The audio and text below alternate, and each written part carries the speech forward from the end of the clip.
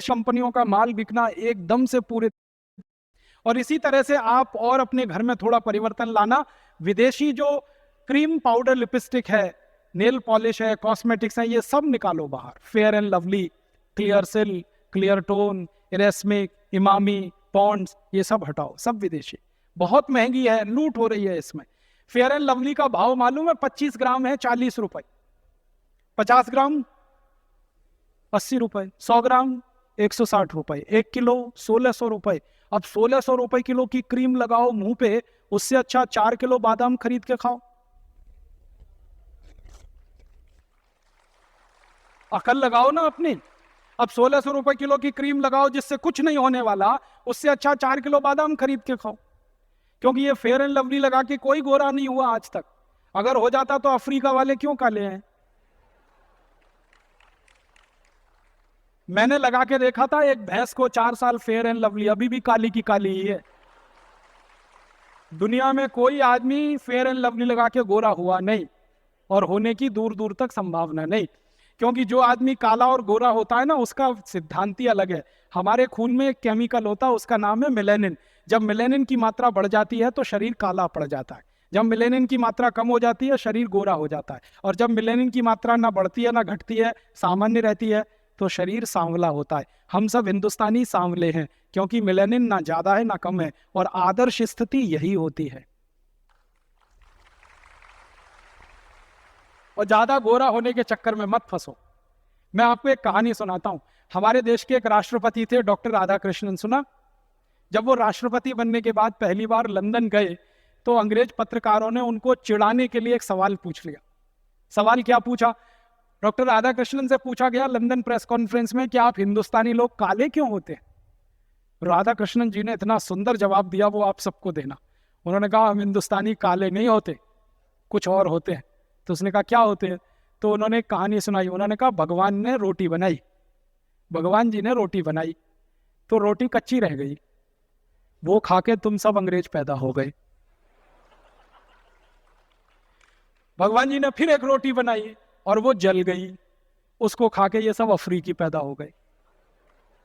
और फिर भगवान जी ने एक तीसरी रोटी बनाई जो ना कच्ची रही ना जली, बराबर सिकी, उसको खाकर हम हिंदुस्तानी पैदा हुए।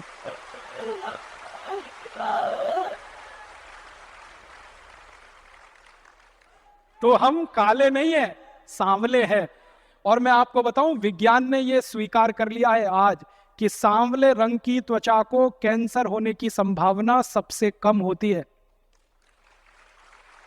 कारण क्या है? खून में मेलेनिन की मात्रा सबसे परफेक्ट हमारी ही है।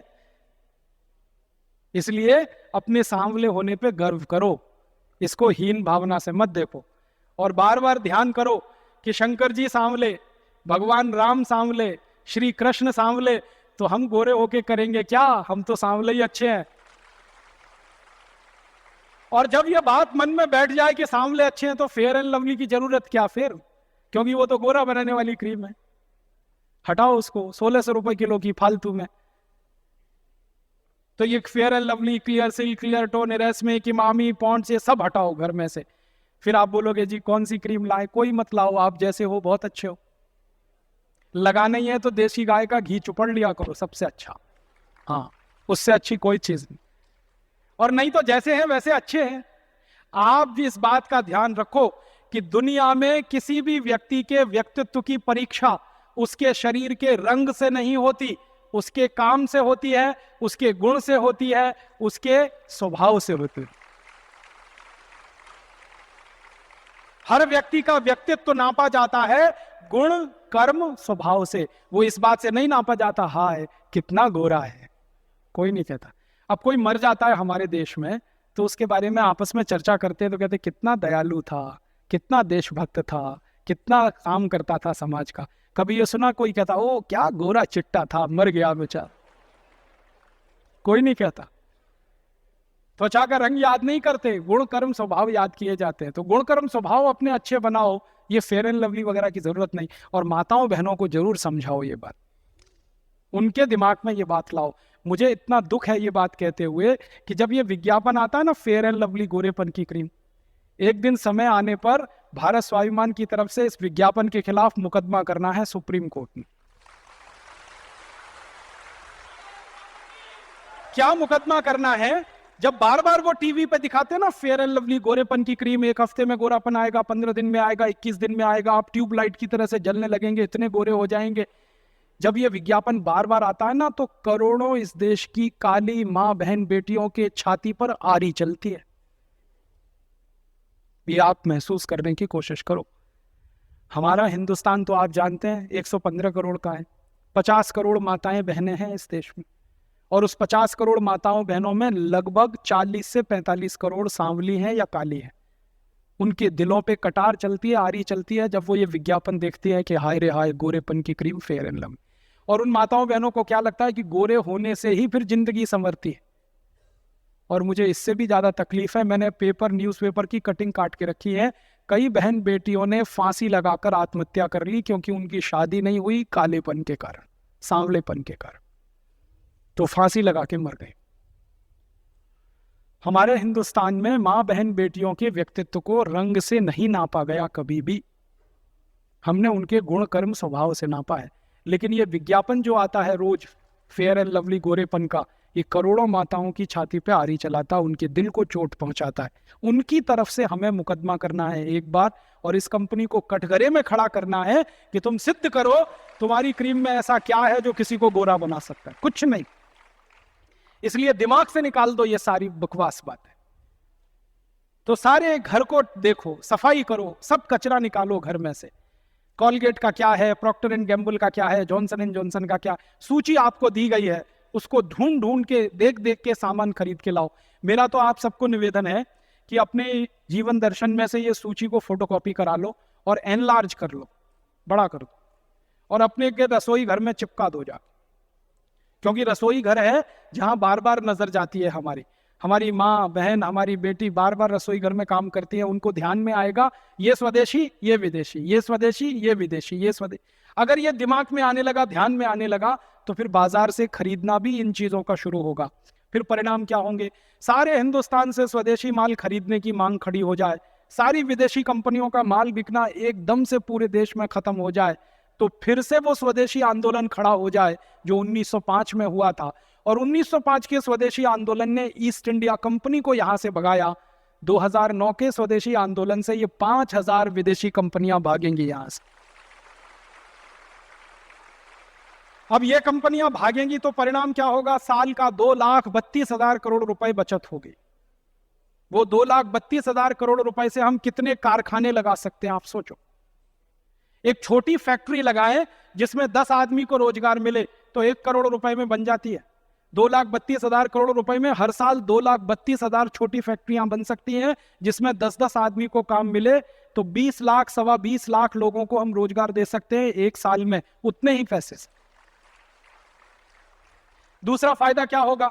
अगर ये पैसा बचता है विदेशी माल बहिष्कार करके, स्वदेशी माल उपयोग करके, तो इस बचे हुए पैसे को अगर हम देश के विकास के लिए उपयोग करें तो कर्ज लेने की जरूरत ना पड़े किसी देश से।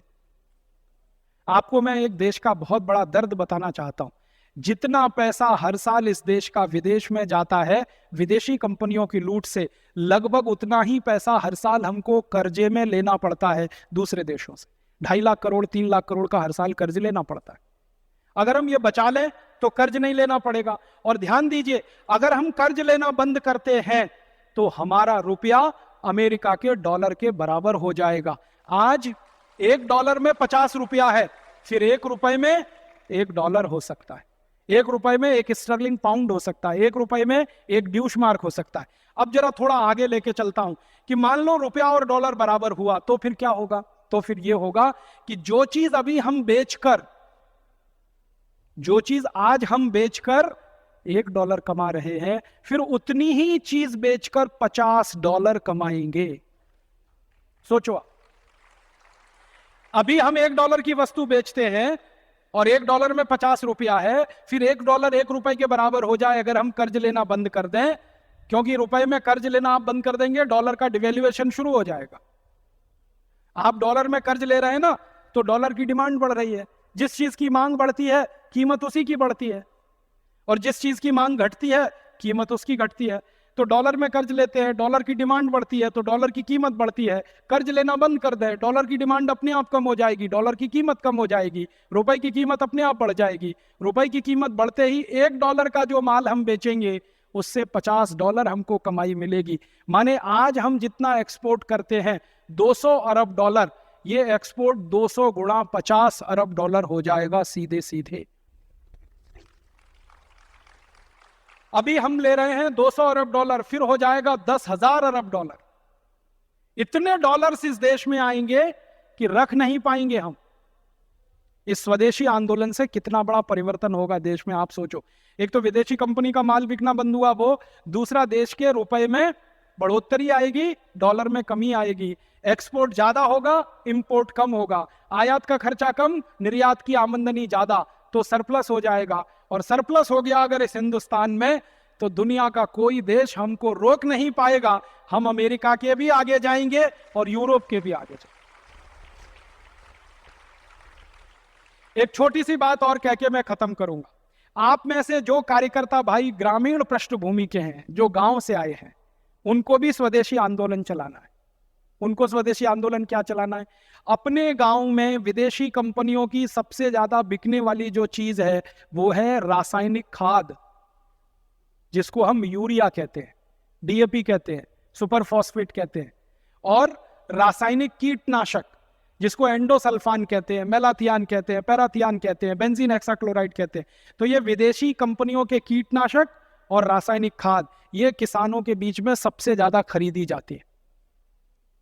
और एक साल में 4,80,000 करोड़ रुपए की खरीदी जाती है रासायनिक खाद और कीटनाशक।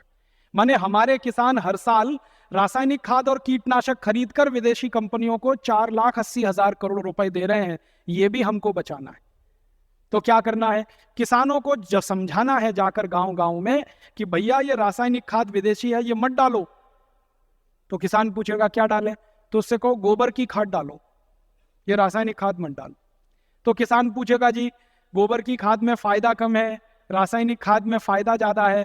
तो उसको बड़े प्रेम से समझाना है कि गोबर की खाद में ही फायदा ज्यादा है, रासायनिक खाद में फायदा तो बहुत कम है, क्योंकि रासायनिक खाद बहुत महंगी मिलती है। पहले एक कट्टा रासायनिक खाद मिलती थी 70 रुपए में, अब एक कट्टा रासायनिक खाद मिलती है 350 रुपए में, 300 रुपए में, 350 रुपए में, और कभी कभी ब्लैक हो जाए तो 500 रुपए में यूरिया। और हर साल कीमत बढ़ती जाती है। क्यों? क्योंकि ये रासायनिक खाद बनती है उन वस्तुओं से जिनको पेट्रोलियम प्रोडक्ट्स कहा जाता है, और सारे पेट्रोलियम प्रोडक्ट्स जिसको नेफ्था कहते हैं वो विदेशों से आता है। इसका पैसा पूरा विदेश में जाता है।